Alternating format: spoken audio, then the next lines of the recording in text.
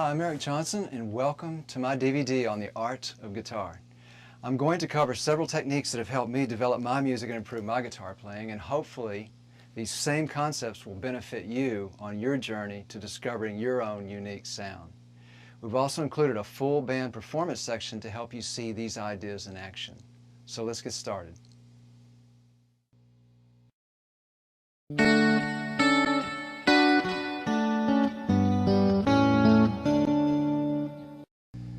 Key number one is to start simple and start slow. You take it step by step and you gradually walk through the progression of enhancing and embellishing your music and your playing. In other words, if I had something very simple that I wanted to play,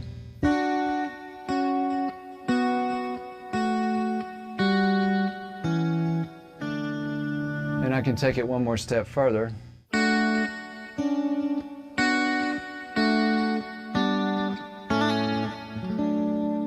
and I can keep working on it slowly.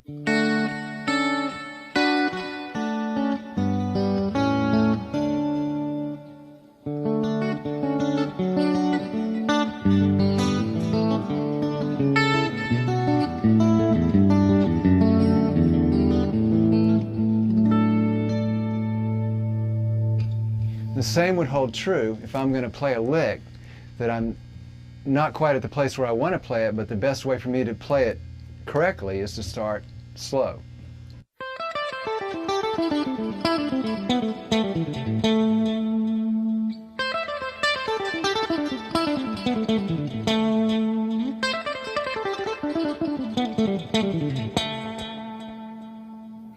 And then I can get the desired effect eventually that I want.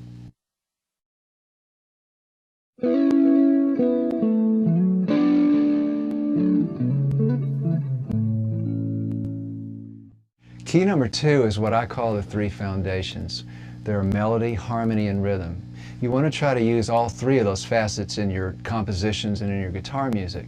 For example, if I start with a melody,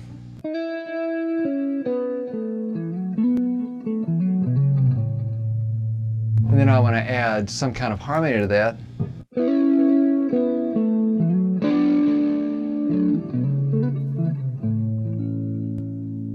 and then if I want to put some rhythm with it.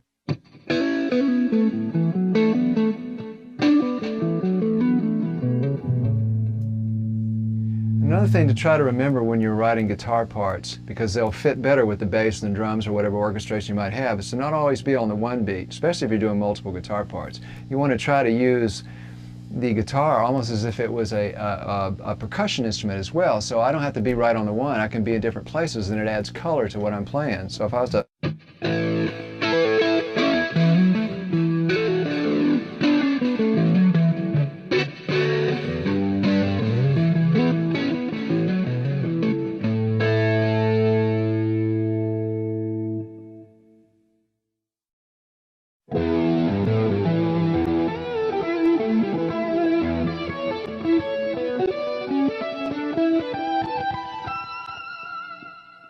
playing right then was improvisation, which is the key number three to me. It's the lifeblood of music, and it's the process of realizing that and acknowledging that music is a gift and it is available to all musicians. So cultivating the ability to improvise is extremely important, and we work on the ability to receive that gift by simply listening to our own creative impulses. You use your own intuition, and you learn to listen before you're always broadcasting what you want to play. You stop and just listen to your own intuition. It's a very important navigational tool to play more meaningful solos as well as compose better. And if you listen to Jimi Hendrix or Duke Ellington, Bach, Mozart, anybody, you can hear improvisation as the tool that they use to create their compositions. So a song that I might have had simply by improvising, I was sitting around, I just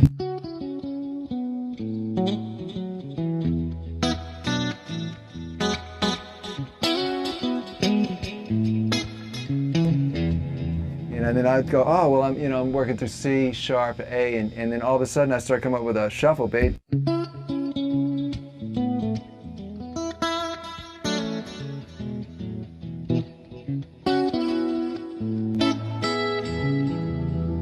And And that would eventually lead into a song that I had called Trademark.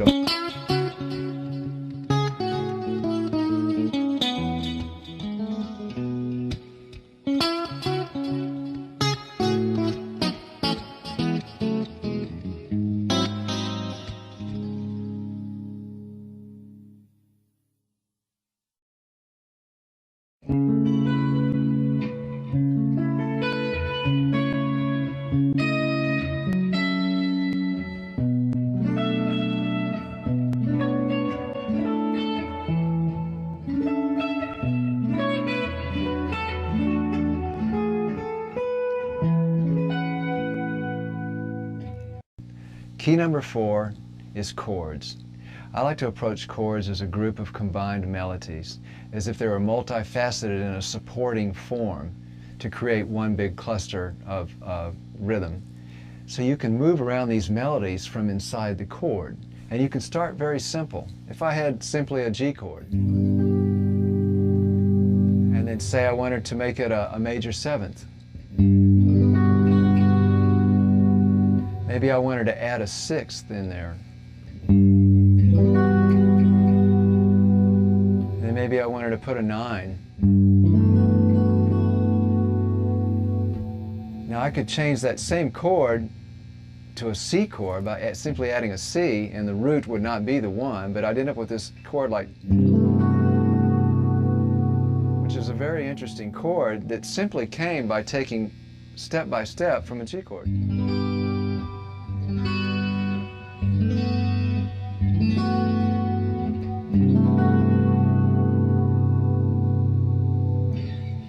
And you can do that with any kind of chord that you set up. If I set up like I raise to the 2nd, I raise the 3rd to a 4th, I put a 3rd in the bottom. If I wanted to put a major 7th in it, or if I wanted to even put a 6th in it.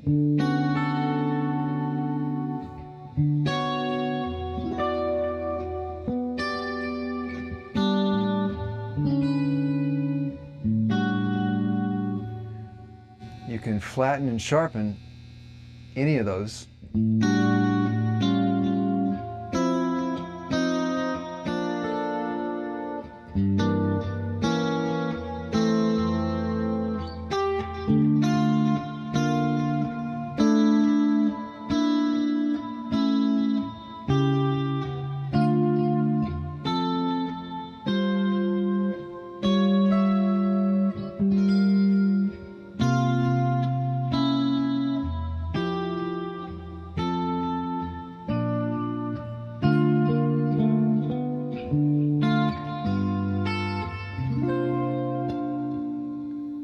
As you can see by this, I'm moving around melodies inside of the chords, which creates all the different variations of them and all the different configurations. So you can, I like to use a pick finger combination when I do that. That's usually how I play rhythm.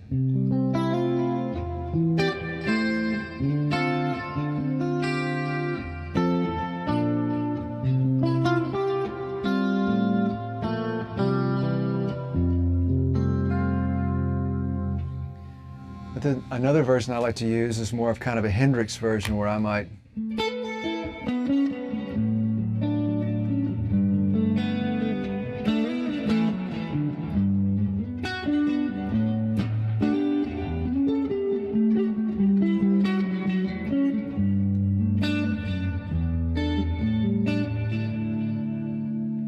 and that's basically using more of just all the pick. Another version I like to do is where it's more a Keith Richards type thing, where it's just more.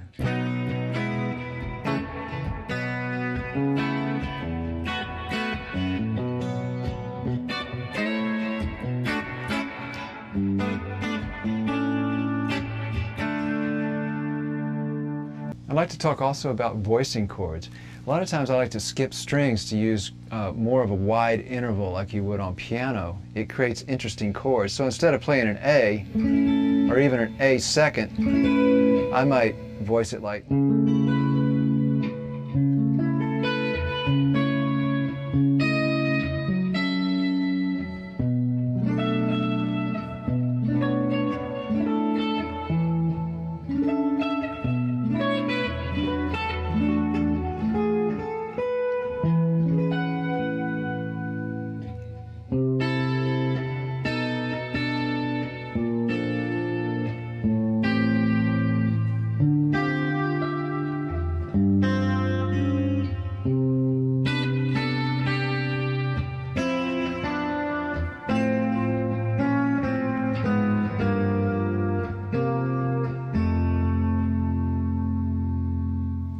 So this can be done by just moving around the third and the fifth, or the root note as well. And you just skip strings in between.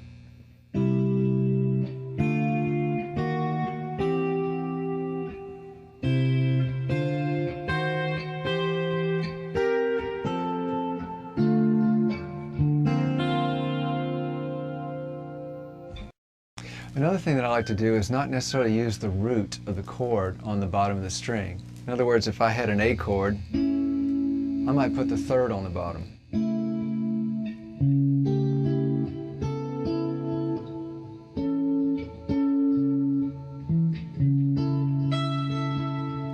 Or I might put the fifth.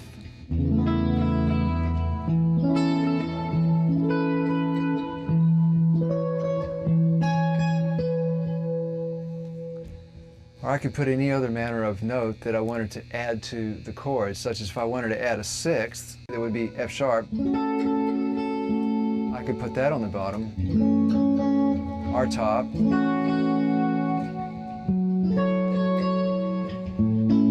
I could do a seventh.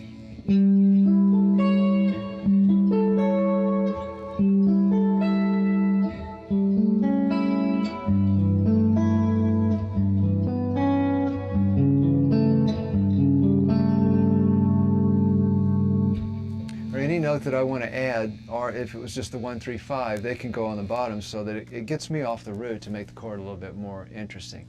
And any extra note I want to add obviously can be moved around anywhere. If you have a ninth, you could move it around to the octave lower. And then you can always flatten certain notes or sharpen them.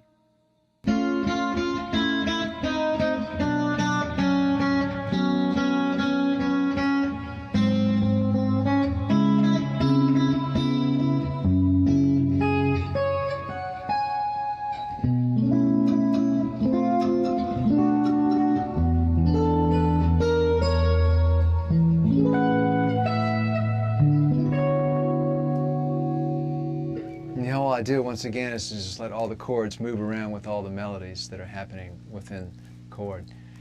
I'd like to talk a little bit also now about harmonics, which I like to use in my chordal work, which is basically you create a overtone of the string at the 12th fret, such as. Now I also could do that with my right hand without even using my left hand, by just simply using my finger to make the fretted, without fretting it, but right above the fret, and then I would use my thumb behind it to pluck the note. And then if I was to go ahead and bar the string and just go up 12 frets, I could do the same thing.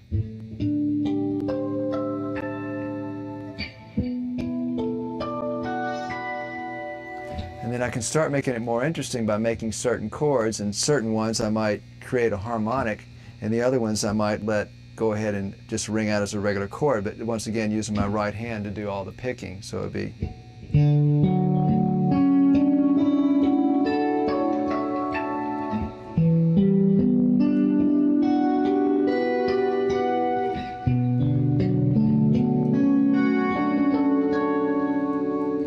I could also pull off notes.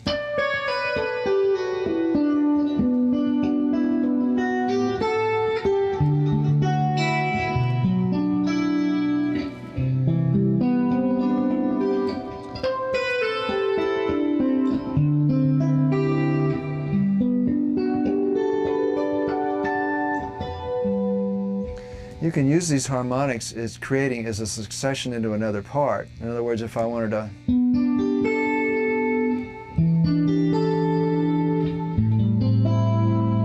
I could also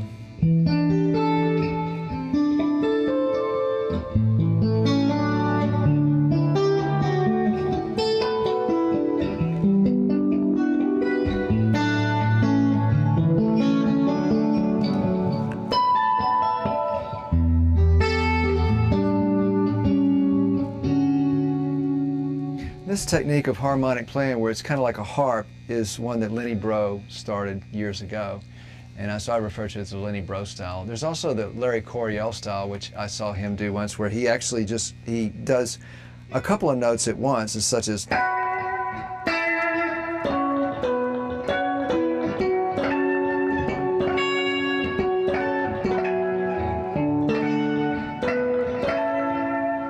where you're simply using the finger, again, of the right hand, and you pick right behind the finger that's activating at the 12th fret, such as.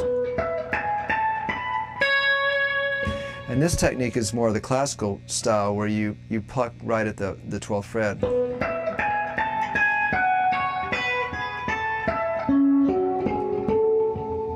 So these are the main harmonic styles that I try to use in chords.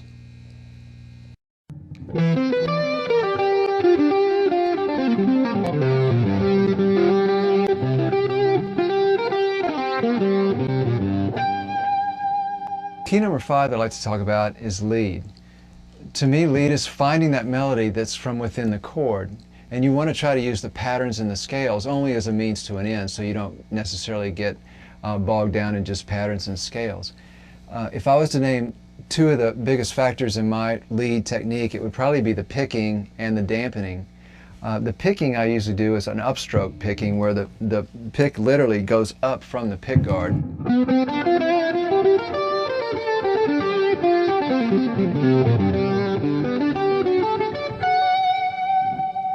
By picking up, I'm able to get the sound to bloom more and have less noise, and it creates a little thicker tone that way. It's a technique that I kind of learned from watching some steel guitar players. The other crucial thing to me is dampening. And dampening, basically, I like to think of it as almost like a mirror image of wherever you're not playing. So on my left hand, wherever I'm not playing, the underside of my fingers or the thumb is dampening what I'm not doing. And on my right hand, wherever I'm not picking, the side of my hand is dampening. That way I can keep it clean at high volume levels.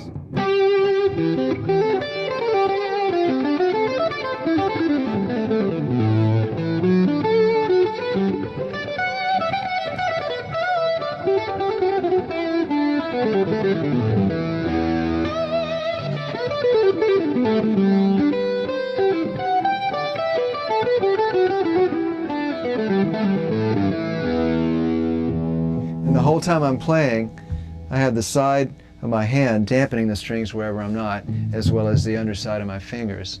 And it takes practice to try to work at that, but it becomes kind of second nature the more you do it. So I'd like to move on to other techniques I use, where I might slide up to the note, like.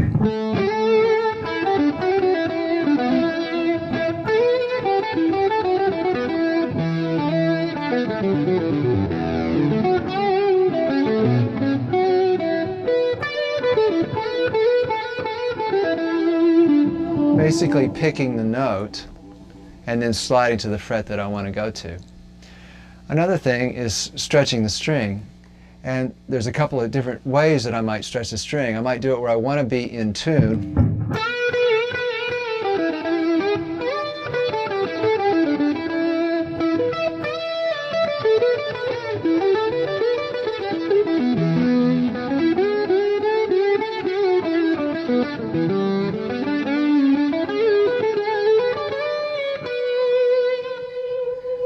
I try to stretch the string so it goes to right to the fret in tune of where I'm trying to go to, whether it's a half step or if it's a whole step, or sometimes it might be a minor third step.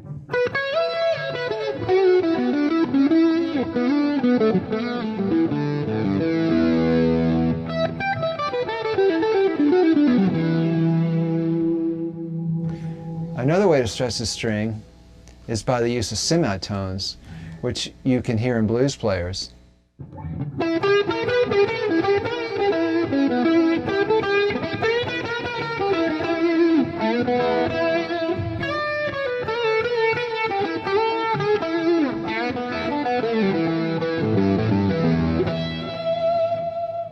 Semitone means you're not stretching all the way to the next fret. You're actually finding a place in between. That's why it's called a semitone. So that stretching is actually just halfway.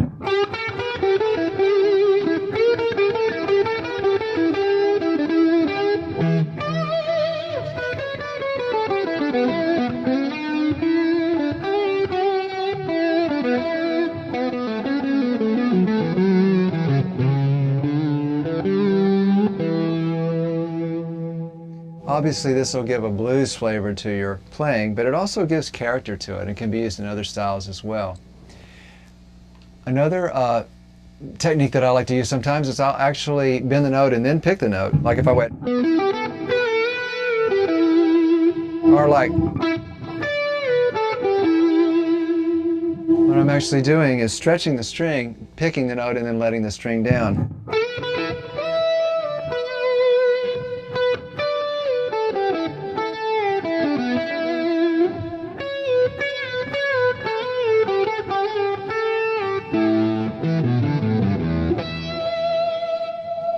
This is just one of the many flavors that you can use to add personality to your playing. Another one obviously is vibrato, and there are several different types of vibrato. There's the regular style that I like to use, which is kind of a wide throw to it, like.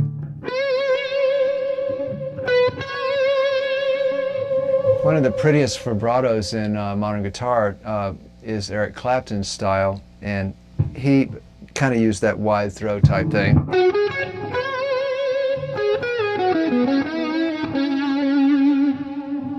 Another style that Clapton used is where you just gradually rock the string, kind of pushing forward towards you from the floor.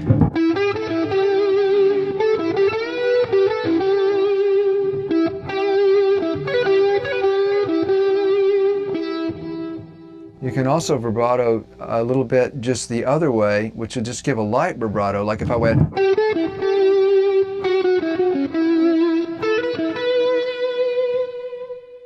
Using vibrato and stretching the strings with vibrato is something that you have to kind of work on. It takes a while, but once you get it, it adds another personality to your playing, which makes it a lot more interesting than just having the note generically be there. And there are different types of vibrato, as obvious. And then there's also the classical style, which is more where you leave your finger fretted on the fret and you just rock it back and forth.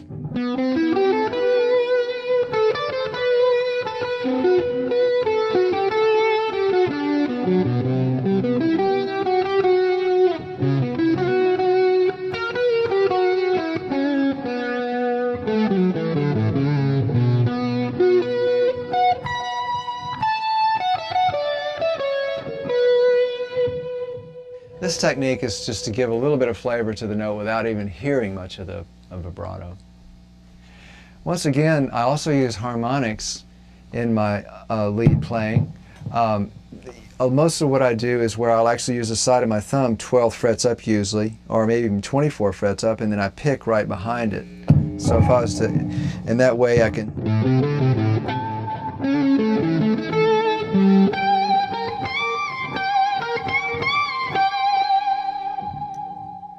If you can get a close-up of this, it's.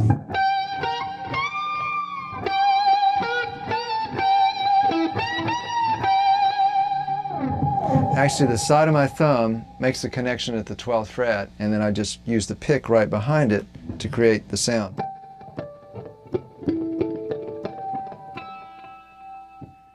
I also like to use a technique I call slap harmonics, where I might just slap at the 12th fret.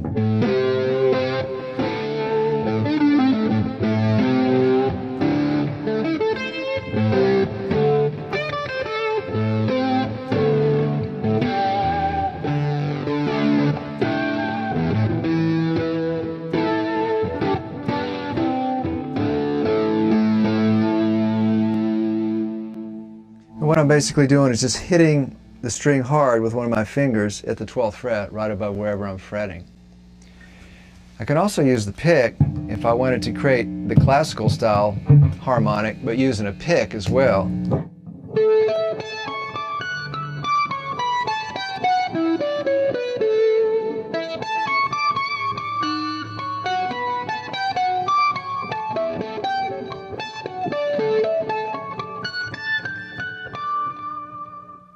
And that's roughly the same technique as using the side of my thumb, but I replace the side of my thumb with a finger and still use the pick behind it.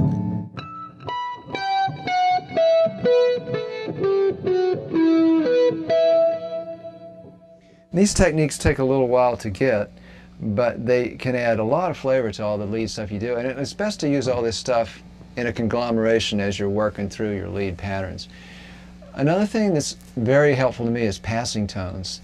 they help alleviate stock positions. If I was playing a stock position, say, and I want to put a passing tone in,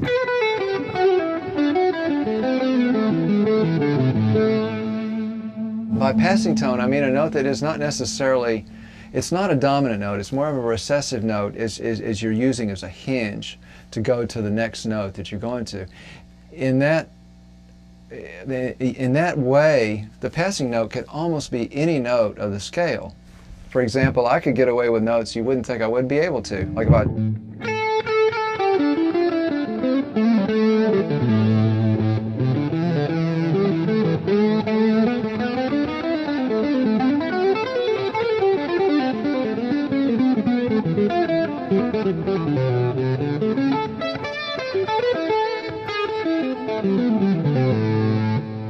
Basically playing through any of the notes, as long as they're recessive and you're not hanging on them, they're just simply a hinge, and they can work well to like connect different patterns. Another thing I like to do is string skipping for the to create a more wider interval lead voicing, such as.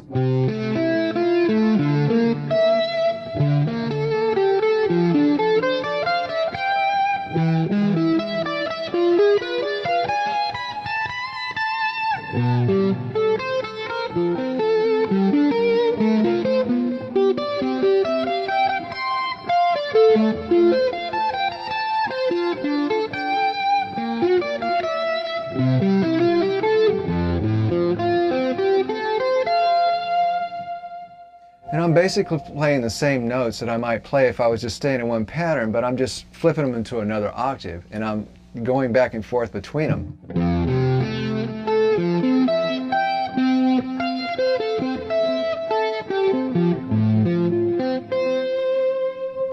And that can create a little bit more color to it sometimes. Another thing that I like to do is use octaves, such as Wes Montgomery, because he was a big hero of mine, where you use the side of your thumb and you just strike down on two octaves, or two notes rather, that create an octave. I usually like to play the octaves with a string in between, and I use the underside of my finger to mute the string in between. So I'd be like playing.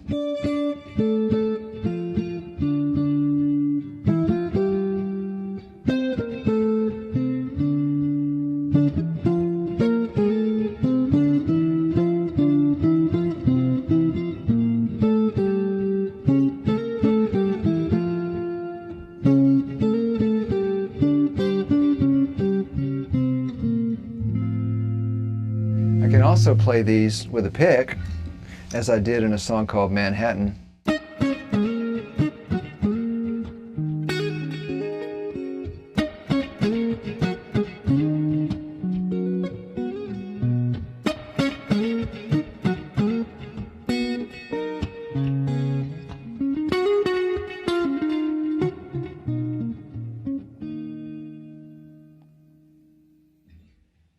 Another lead style that is really important to me is kind of the Clapton style from the old Cream era. I actually try to use a lot of that technique and that persona, say, in my playing.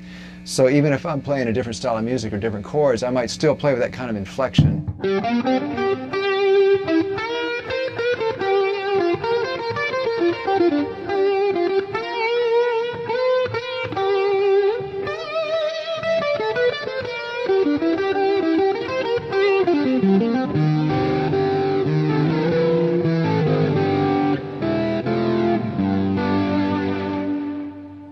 And by persona, I mean I can take that kind of style and then put it into my own playing and play my own chords or play my own licks, but kind of use that kind of attitude that Clapton used in the Blues Breakers, which I think is a beautiful style.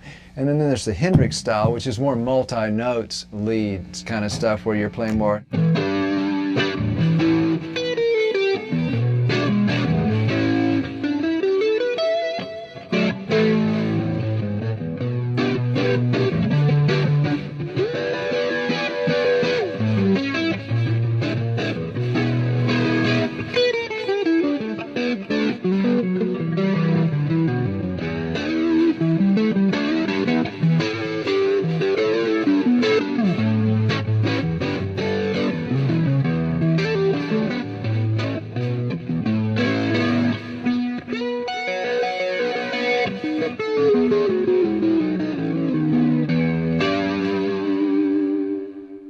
And basically, I'm just trying to use a couple of notes at the same time to play lead rather than just always referring to just one note at a time. Which is kind of the next section I like to talk about is chordal lead, which is something I've kind of been interested in lately, is trying to use more where you're playing lead, but the lead is done with chords.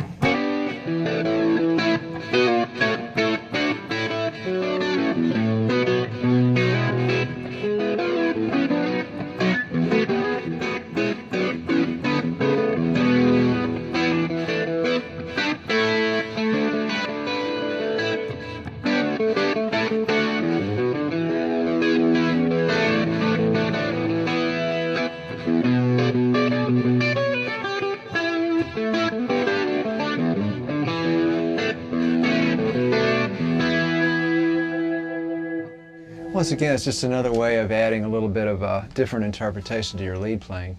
Another important thing to do is to hold notes and sustain notes. You can create a lot of stuff just by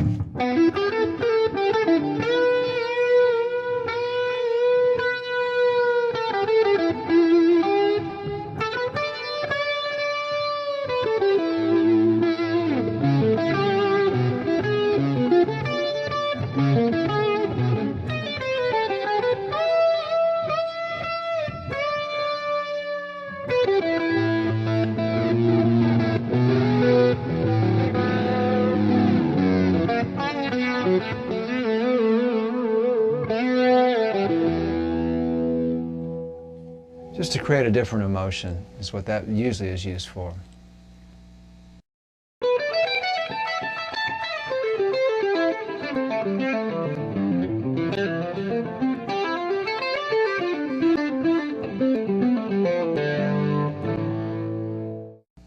Section 6, I like to call phraseology.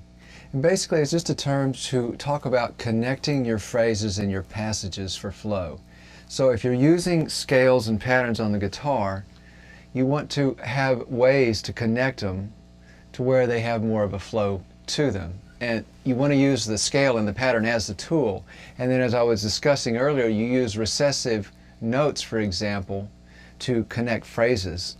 If I wanted to go from a G pattern down here to up here, I might add some certain notes.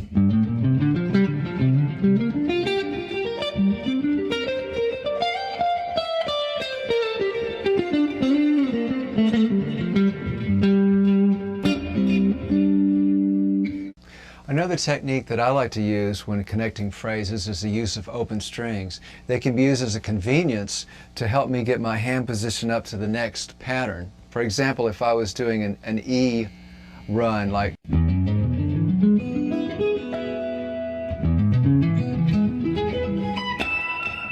so if I was to slow that down,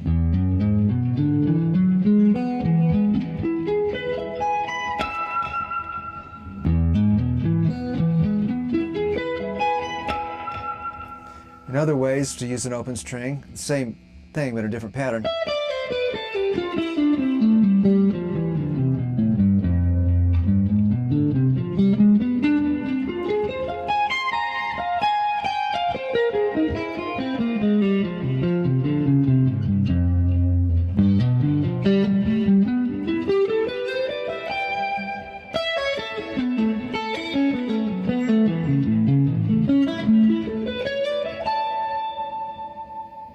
Another way that I like to use the open string is for just because it sounds different. Instead of playing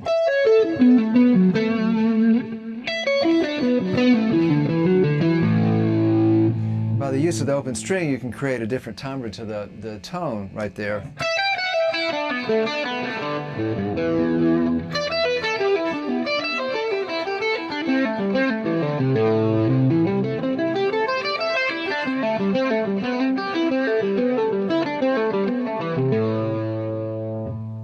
So you can just use it as any kind of coloration to change up what you're trying to say emotionally or with whatever personality you're trying to convey with it. Sometimes I like to use a one-finger grace note during lead just to add to the lead. Instead of playing, I might put a single finger in.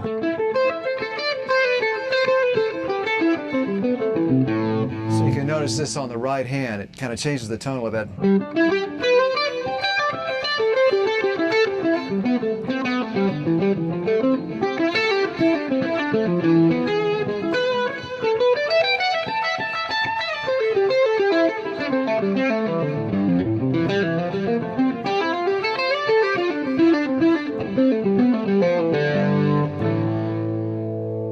Once again, just to add a different kind of effect. Different strings can be used for different tone as well. I might play a passage like, or I might play it on different strings, and we'll have a completely different sound, so I can utilize that to my favor depending on the kind of emphasis or the kind of tone that I want to use.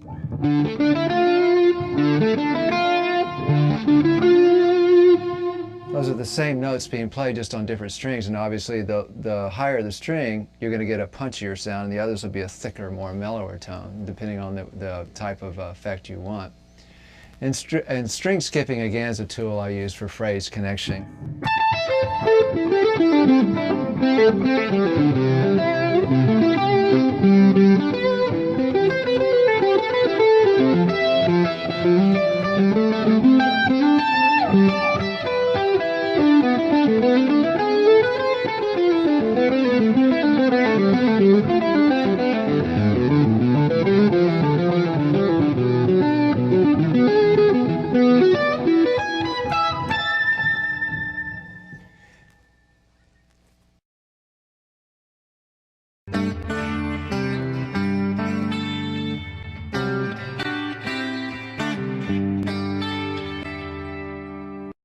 Section 7 is an important one for me. It's listening to and editing yourself. And that's basically the way that I come to terms with what I'm actually playing versus what I might be dreaming in my head or romanticizing. It's easy for me to hear stuff in my head and think, oh, this is really great. But what's really important is you have to monitor and see where you really are in reality. And the best way to do that is to edit yourself and listen to what you do. And the techniques that I use to do this, first off, I try to be honest with myself. I try to take a discerning, honest look at what I need to work on and where I'm going and where I am. I listen to recordings of myself, either practicing or work tapes, etc. And it can be any kind of tape system at all. It doesn't have to be a fancy one, but that you have the ability to hear yourself back and get an image and see where you are. It's important to me to be open to feedback from others that I respect, because they can sometimes have a perspective that I don't. Another important thing for me is to monitor the audience response. If I go out and play a show, certain songs might get a better response than others. If I in tandem look at that with an honest look at myself and think, well, what is it that they liked, what is it they didn't like, I am able to take an objective look at my music and see where I might be able to improve what I'm playing. Another aspect of trying to monitor and edit myself is, as I said earlier, where you're refining a part, where you might start with something very simple, but through a series of progression you take it to where you want it to be. And in this particular perspective, I would look at it like I want to really go out on a limb with something, try something new, but I want to gradually refine it by monitoring and be honest with where it is to where I need to get it to be. So if I wanted to have some kind of just spurious chord, say for example, that was just like an orchestrated part, but I wanted it to be kind of pointed and make a statement, then I might have something like, and then by listening to it and thinking about it, I might want to take it to a,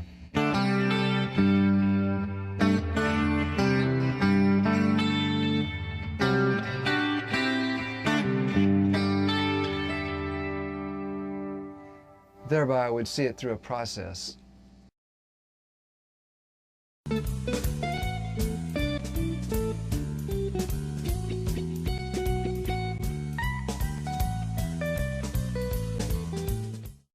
Point number 8 for me is important. It's listening to musicians playing other instruments. That gives me a wealth to draw upon, keeping the guitar playing fresh by the sound and also by the musical content.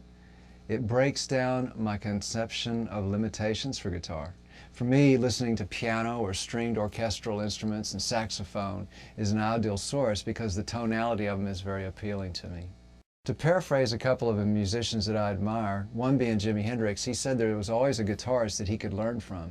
Anybody that he might see, he was open-minded enough to know there was something there that he could bring away from it and learn from.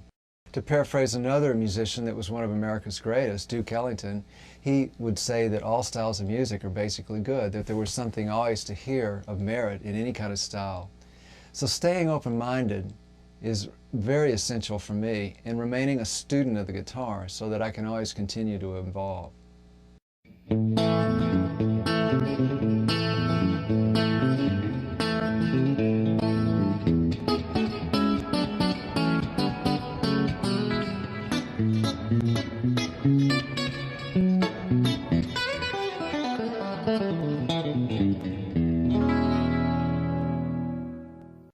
Tip number 9 that's really important for me is to always keep the guitar interesting and fun while I'm practicing.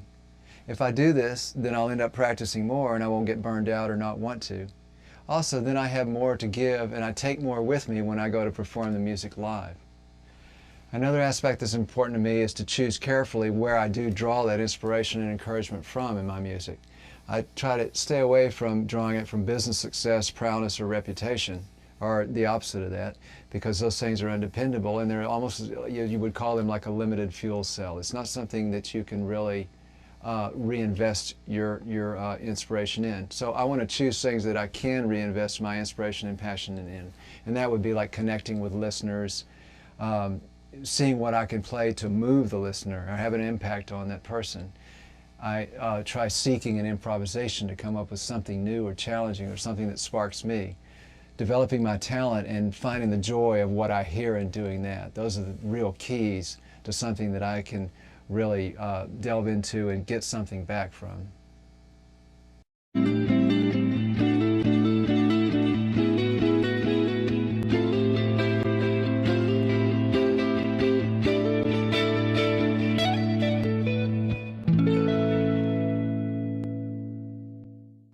The last point, point 10, that I'd like to talk about is standing in your own unique light. You try to do what you do that's unique and your place in the musical world. Putting emphasis on that instead of trying to be like someone else or trying to play something that someone else might play better than you, whereas what you play that's unique would be special and only to you. Identifying and developing that and your own uniqueness and originality is a key. A number of styles that I copy, but then I like to reassemble them together to kind of try to make my own style. Ultimately attached to being creatively original and discover your own voice. I hope these concepts might help. Remember that the music is inside us all, and all we have to do is learn how to dive deep and find those pearls. Thanks for watching.